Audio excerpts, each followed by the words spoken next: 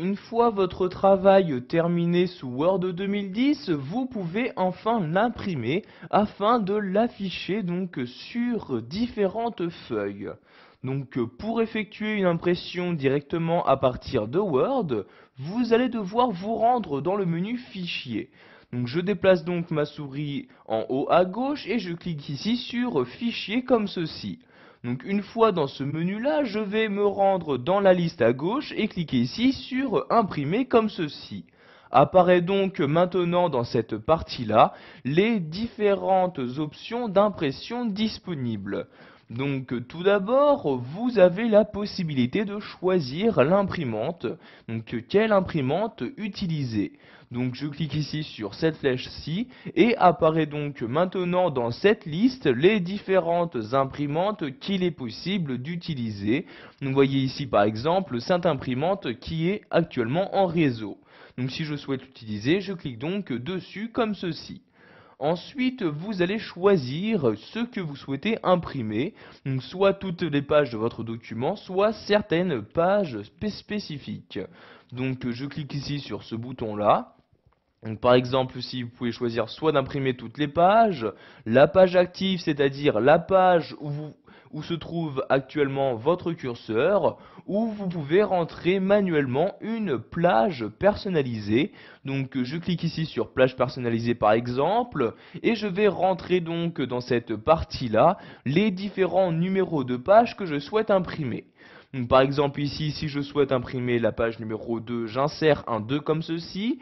Ensuite, pour entrer un nouveau numéro, j'insère un point virgule. Si je souhaite imprimer la page numéro 4, j'insère un 4 comme ceci. De nouveau, un point virgule.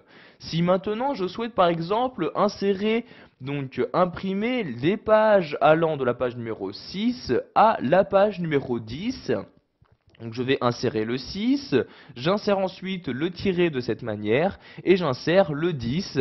Donc maintenant je vais imprimer ici actuellement donc les pages numéro 2, 4 et celles allant de la page numéro 6 à numéro 10.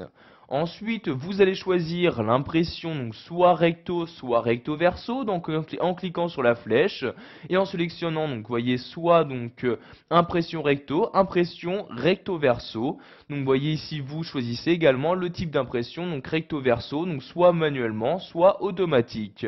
Donc ici je sélectionne bien impression recto comme ceci.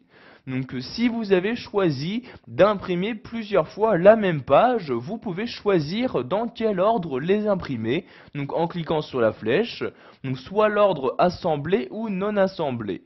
Donc vous voyez si vous choisissez non assemblé, vous allez tout d'abord imprimer donc toutes les premières pages, donc par exemple ici donc toutes les premières pages numéro 2, ensuite toutes les premières pages numéro 4, etc.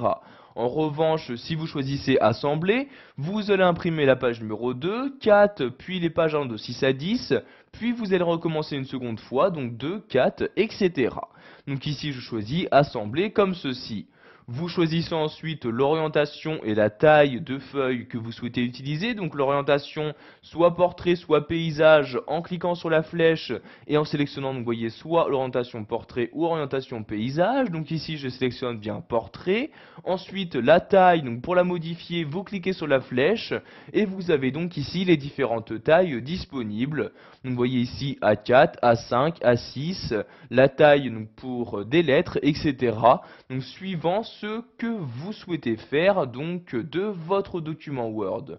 Donc ici je sélectionne la taille standard qui est bien évidemment A4 comme ceci. Vous pouvez également directement à partir de ce menu fichier donc modifier les marges et combien de pages vous souhaitez donc insérer sur une même feuille. Donc pour finir, nous allons voir également que vous pouvez donc comme nous l'avons vu plus tôt, augmenter le nombre de copies, c'est-à-dire combien de fois imprimer une même page. Donc si par exemple vous souhaitez avoir la même impression 3 fois, donc ici nous allons insérer donc le chiffre 3, donc en cliquant ici sur la flèche du haut, donc pour obtenir 3 comme ceci.